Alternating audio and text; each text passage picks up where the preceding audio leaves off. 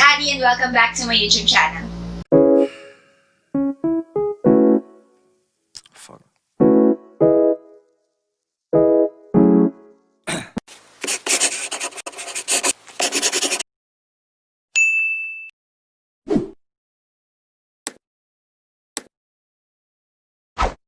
So hi guys, for today's video, this is our third episode of Over a Cup of Coffee.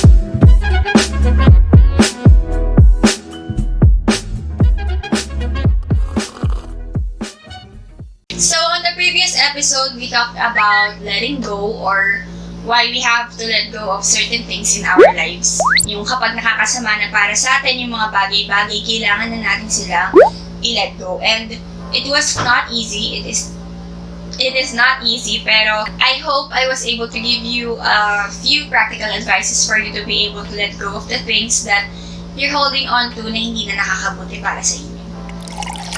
Yan. So for today's episode, we will talk about forgiveness, but most of all, forgiving yourself. Kaya nga yung title ng video na ito is Above All, Forgive Yourself. Kasi isa ito sa mga bagay na nahirapan din akong gawin para sa sarili ko. So if you're watching this video and you find it hard to forgive others, but most of all, you find it hard to forgive yourself, I hope you learned something from the things that I will be giving to you, which were the things that I did for me to be able to find it in my heart to forgive myself.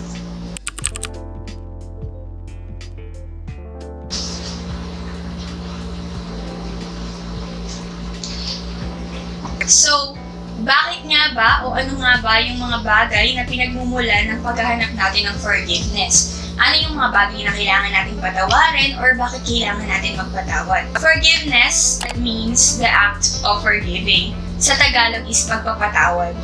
Sobrang meaningful ng word na to kasi isa to sa mga pinakamahirap ibigay. Especially if you're angry or kung nasaktan ka or kung may nagkamali sa'yo, kung may nakagawa sa'yo ng pagkakamali. It's really hard to forgive. But why do we need to forgive? So, according to the Bible, in Colossians 3:13, sabi doon, bearing with one another, and if one has a complaint against another, forgiving each other as the Lord has forgiven you, so you must also forgive.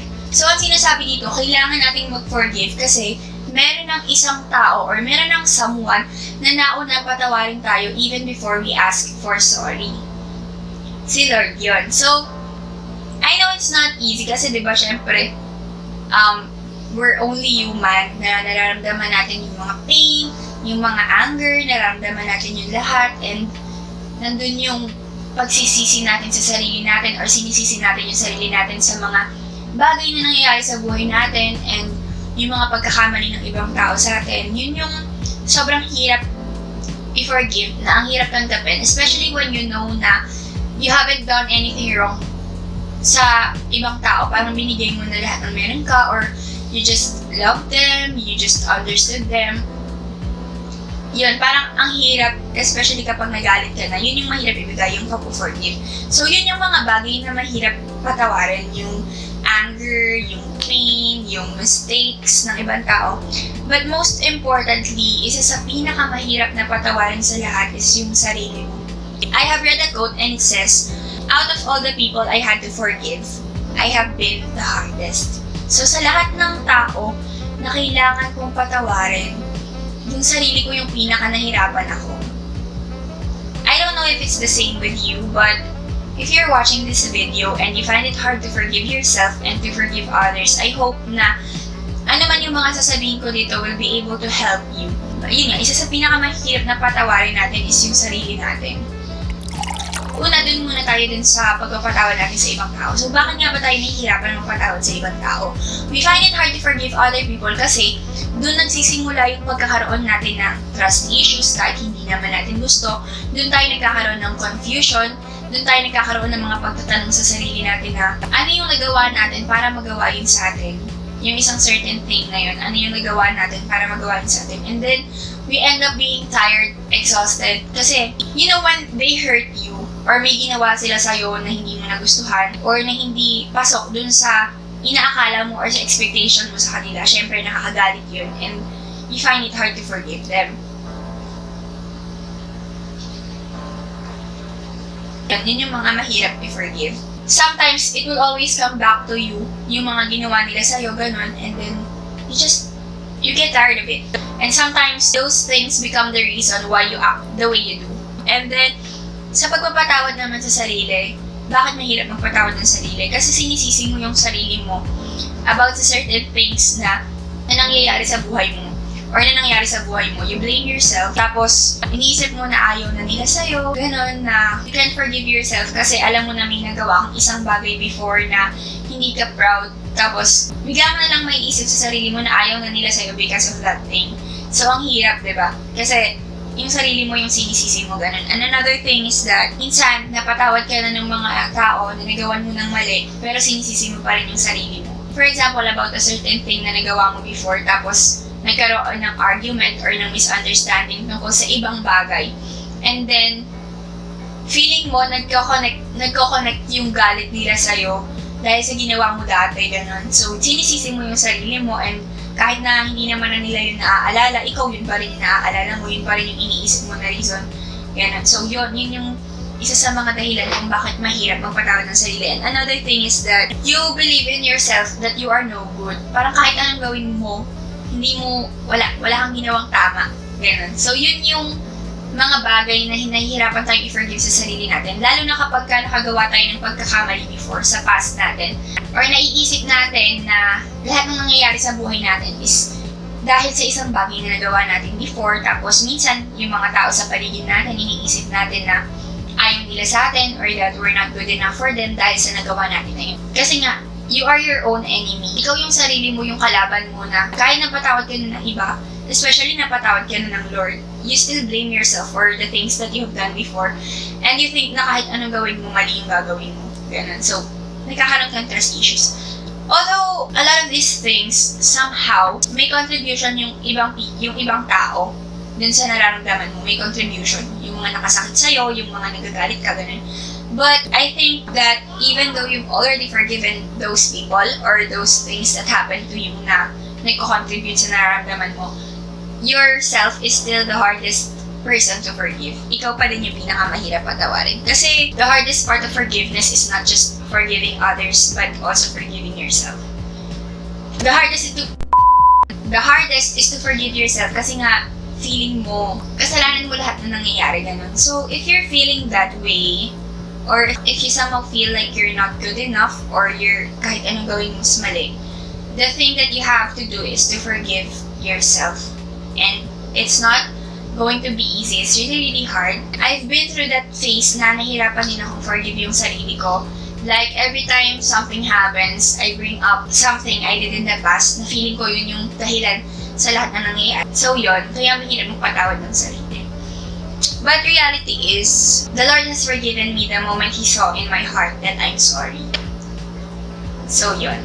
It's hard to forgive others, it's hard to forgive yourself, but how do you forgive yourself? How do you forgive others? If you're familiar with the movie, with the Divergent series, kung familiar kayo sa mga movie na yun, dun sa pangalawa, sa Insurgent, yung i-open na nila yung box, yung Divergent box something, yung scene ni Tris, di ba kompleto na niya yung lahat ng factions, na kompleto na niya except yung amity, yung kindness, yun yung hindi niya mabubuo, lagi siya nahihirapan dun sa part yun. And then nung binubukas na niya yung box, yung scene doon, sinasabi na, yung scene doon, sabi niya na ni Tris kay Janine, sabi niya, I don't want to fight you, sabi niya ganon. Hindi, sasabi ni Janine ba o Janine? Basta yung babaeng naka-blue. Sabi niya, hindi naman ako yung kakalabanin mo siya. And then, she saw her own reflection. Tapos, doon niya nakita na kalaban niya yung sarili niya. Tapos sabi ganun, who are you? Sabi ni Tris na gano'n. Yung reflection niya, I'm you. Pero ako yung mga parts na hindi mo mapakita sa ibang tao. Ako yung mga parts na hindi mo ma-forgive sa sarili mo. And yun yung sinabi niya. Tapos, yung sinisisi niya na siya yung dahilan kung bakit namatay parents, ganyan. Kasi madami siyang nagawa. Tapos feeling niya kasalanan niya yun kasi nandun siya sa moment na yun. So, yun yung pagpapakita na ang kalaban talaga natin is yung sarili natin when it comes to forgiveness. When it comes to forgiving ourselves. So, yun, sabi niya ganun. Sabi ng reflection niya sa kanya habang naglalaban sila. Kasi gusto niya na sumuntok. Kaso nga amity, kindness nga yung gustong ipakita, di ba? Hindi niya pwedeng labanan yung sarili niya. Kailangan niyang maging kind para ma-open niya yung part na yun. So, ang sabi ng reflection niya, parang tinitrigger siya na labanan ganun. Ang sabi ng reflection niya, no one will ever forgive you for what you've done. Tapos, eto yung super powerful line na ano talaga yung sarili ko nung nire-watch ko siya. Sabi ni Tris, you're wrong, yes I will. Parang, sinasabi ng reflection mo, o sinasabi ng sarili mo sa'yo, na walang magpapatawad sa'yo, that you're not good enough, that everything you're doing is wrong, na walang tama sa ginagawa mo, but you have to say it like Tris na, you're wrong because I will. Ako yung magpapatawad sa sarili ko, and that's the first step to your freedom. That's the first step to your forgiveness. So, how do you forgive yourself? The first thing to do is to remember who you are. Sino ka ba before all of those things happen? Sino ka ba before you made that mistake? Sino ka ba before you felt like you're not good enough? Sino ka? Yun yung kailangan mong alalahanin. Are you a daughter? Are you a sister? Are you a friend? Alalahanin mo yun sa sarili mo na before you made that mistake, you were first a person. You were first an individual. Na una kang tao ka. And you make mistakes. So you have to remember who you are. Tao lang ako. And you have to remember what you do best. Kasi minsan, when we blame ourselves o kapag masyado na tayong nako-consume ng mga feelings na yun or ng mga nararamdaman natin na yun, nakakalimutan na natin kung sino tayo. So that's one thing you need to do is to remember who you are. Next is to don't self-pity. Di naman siguro, pero I think na self-pity is toxic. Kasi instead of doing something about what you've done or instead of making yourself better, nagsi-self-pity ka na ito yung naramdaman mo, ito yung naranasan mo, ito yung pinagdaanan mo, ito yung feeling mo na you're not good enough, na mali lahat ng ginagawa mo. Pagka puro yun kasi iniisip mo, hindi mo na magagawang better yung sarili mo, hindi mo magagawang patawasin. So, stop self-pitying kasi kailangan mong ma-realize kung sino ka. Kailangan mong ma-realize na habang finifeed, di ba nga, kung ano yung finifeed natin sa sarili natin, yun yung mas nagsistay sa atin. So, kung nag-self-pity tayo, tapos iniisip natin na we're not good enough, ganun, wala talaga mangyayari. Hindi natin, yun na lang yung lagi natin iisipin. We will not be able to forgive ourselves. In forgiving others naman, you have to recognize that all people make mistakes. Lahat ng tao nagkakamali. Sabi sa Romans 3:23, for all have sinned and fall short of the glory of God. So, hindi tayo perfect. Lahat ng tao hindi perfect. Lahat tayo hindi tayo perfect. So, in forgiving others, we have to realize na lahat tayo nagkakamali. Lahat tayo, we do things that can hurt other people. Nakakasakit din sa kanila. Hindi lang ikaw yung nasasaktan, hindi lang ako yung nasasaktan. Meron din tayong mga tao na nasaktan, consciously or unconsciously meron. Hindi pwedeng wala. Kasi lahat tayo nagkakamali tayo, lahat tayo nakakasakit tayo. And then another thing is in forgiving others is that you don't always blame the other people for the pain that you're feeling. Don't blame them. Don't always blame them. Hindi mo rin sisisihin yung sarili mo, pero huwag mo isisihin yung ibang tao. Kailangan din natin i-accept na hindi rin tama yung nagawa natin sa kanila, na nagkamali din tayo sa kanila. Your feelings, your responsibilities. So kung ano yung nararamdaman mo, responsibilidad mo yun, hindi mo pwedeng isisi sa tao na nakit sa'yo yung sakit na nararamdaman mo. Kasi paano kapag wala na sa'yo yung tao na yun? Tapos siya pa rin yung sinisisi mo. What if he or she is already growing on his own, tapos ikaw sinisisi mo pa din siya, or sinisisi mo pa din yung sarili mo, hindi mo siya mapatawad? nawawala yung responsibility mo sa sarili mo na kailangan ikaw yung mag-ayos niyan. Hindi pwedeng siya yung mag-ayos niyan para sa'yo. So don't always blame other people. At magpatawad ka para sa sarili mo. Forgive for yourself. Diba sabi nga, forgiveness is not for the other person. Hindi siya para dun sa tao na yun. But forgiveness is for you. Para maging malaya yung puso mo. Para maging okay ka na ulit. Ganun. So yun, forgiveness. And then, recently, The Kissing Booth 2 came out.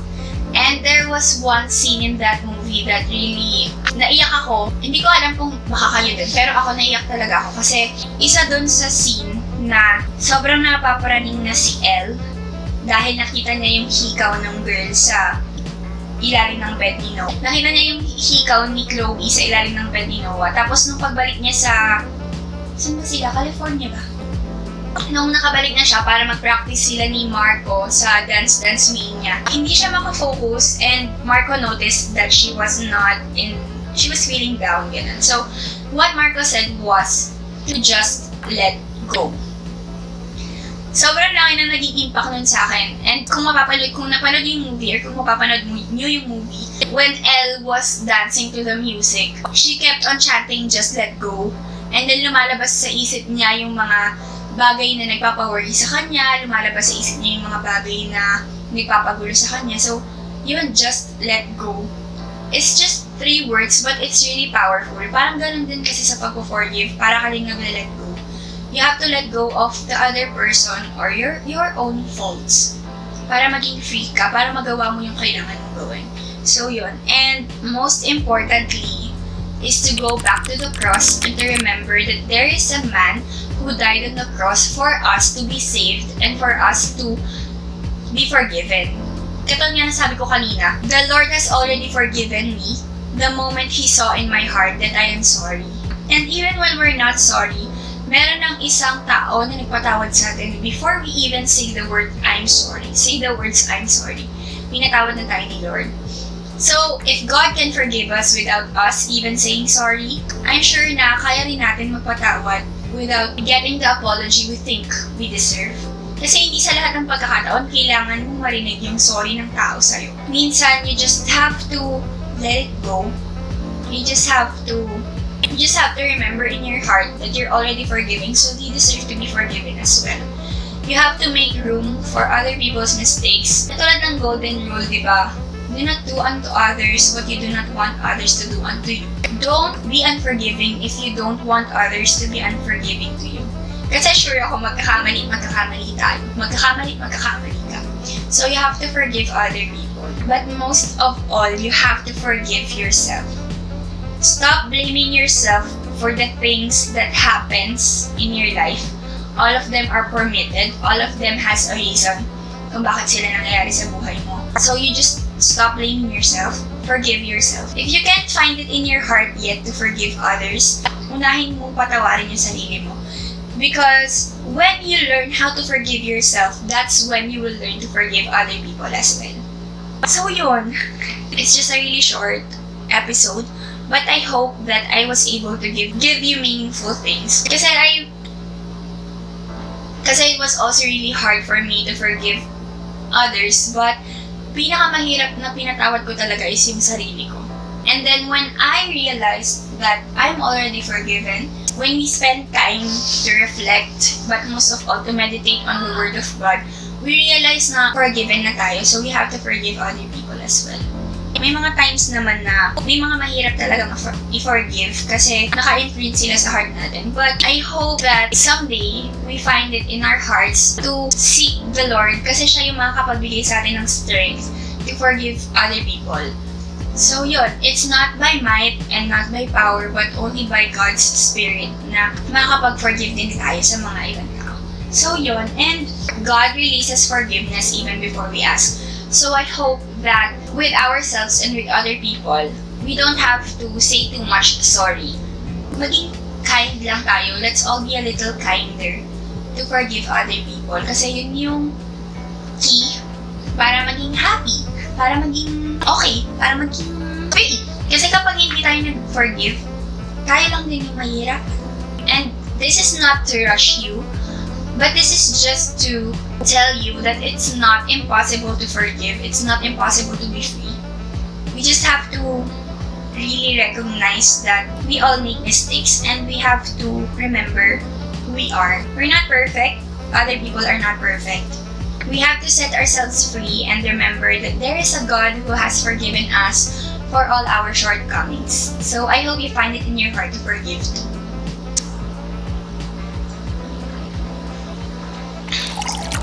So that's it for today's episode of Over a Cup of Coffee. I hope that I was able to give you meaningful insights about forgiveness and forgiving yourself. So once again, I would like to thank everyone who is giving me positive feedbacks about this segment. I'm really happy that I'm able to help. And to God be all the glory because this is not me. And I'm not an expert. This is only based on my experiences and based on my walk with God. Lahat ng to is not possible. Hindi ko makukuha yung mga lessons na kailangan ko matutunan if I don't have Jesus in me. So maraming salamat po, to God be all the glory. I hope you enjoyed this video. If you did, please give it a thumbs up. And if you haven't yet, please click the subscribe button and hit the notification bell to be notified every time I post a video. And leave a comment down below for content suggestions and shoutouts.